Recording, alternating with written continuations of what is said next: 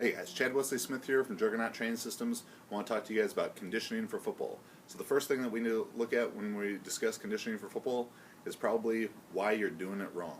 All right, there are so many coaches out there from high school, college, all the way to the NFL who are just improperly conditioning their players, robbing them of their speed and strength, and not preparing them the best to play 4 hard quarters of football, game after game after game for a whole season.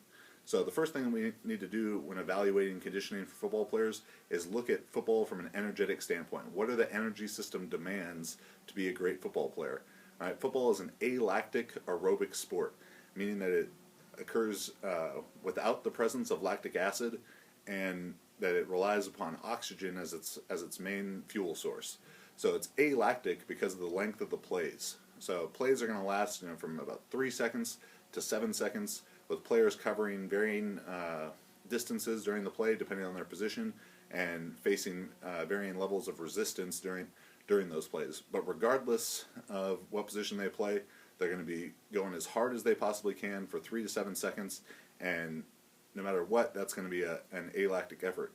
So why are there so many coaches out there who are conditioning their players in a lactic state, whether that's having them running 110s or gassers, 300-yard shuttles, long duration hill runs, all things that are lactic based. And the more lactic based work you do, the worse you get at maximal speed sprinting, jumping, maximal strength. That's why you don't see Olympic sprinters or weightlifters, shot putters, the most powerful athletes in the world, out doing these long, high intensity workloads and bathing their muscles in lactic acid, because lactic acid kills your explosive strength.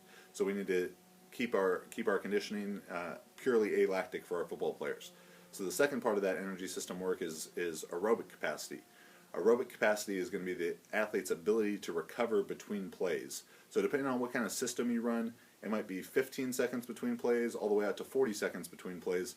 And the more well-developed aerobic capacity your athletes have, the better that they're going to be able to recover between those plays, the quicker their heart rate is going to come down to a near resting heart rate, and the harder they're going to be able to go play after play, and also the faster they're going to recover between series. All right, so we're going to recover faster between plays, between series, between games, between practices, everything.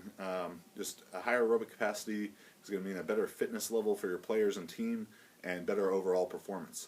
So as we look at developing these two energy systems, I think that's where Juggernaut has really set themselves apart in the development of football players, is how efficiently and effectively we do this.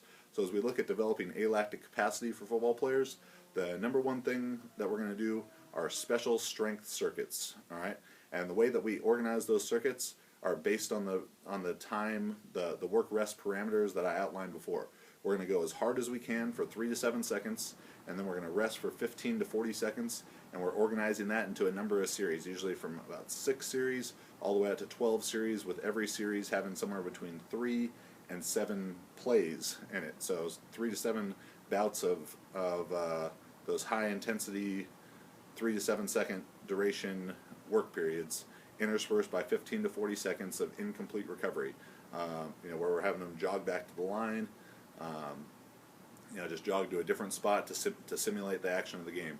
And all of these special strength circuits are broken down by position, because offensive and defensive linemen aren't doing the same thing during a play as defensive backs and wide receivers. So we want to take that into account, not only with the distances that the athletes are moving, but also what they're doing during those times.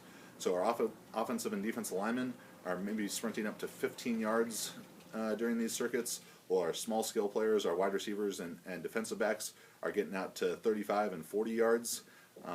And the way that they move during it is also going to be affected. Our offensive linemen will use sled pushes, different one-on-ones, short area change of direction drills, heavy medicine ball throws, special sled drills like a prowler explosion or sled explosion, all kinds of different drills, while our big and small skill players are getting out for longer duration sprints, mirror drills, one-on-ones, different kinds of tag drills to work on their pursuit angles. But you got to be conditioning your players specifically for the demands of football and the demands of their position. All right, stop conditioning all your players the same way, because they don't face the same demands on the field. All right, so that's a little bit of insight to how we develop alactic capacity. Aerobic capacity we develop through tempo runs. Tempo runs are an idea developed by the great sprint coach Charlie Francis, and tempo runs are going to be about 8 to 20 second durations of varying distance runs, again varied by position, at 60 to 75% intensity. And it's critical that we stay within this intensity range, as too slow will not raise the heart rate to the necessary level to develop aerobic capacity, and too high will turn it into a lactic effort. And as I discussed before, we do not want to be exposing our football players to high levels of lactic acid, or any lactic acid for that matter, because that's going to rob them of their maximal strength and explosive power.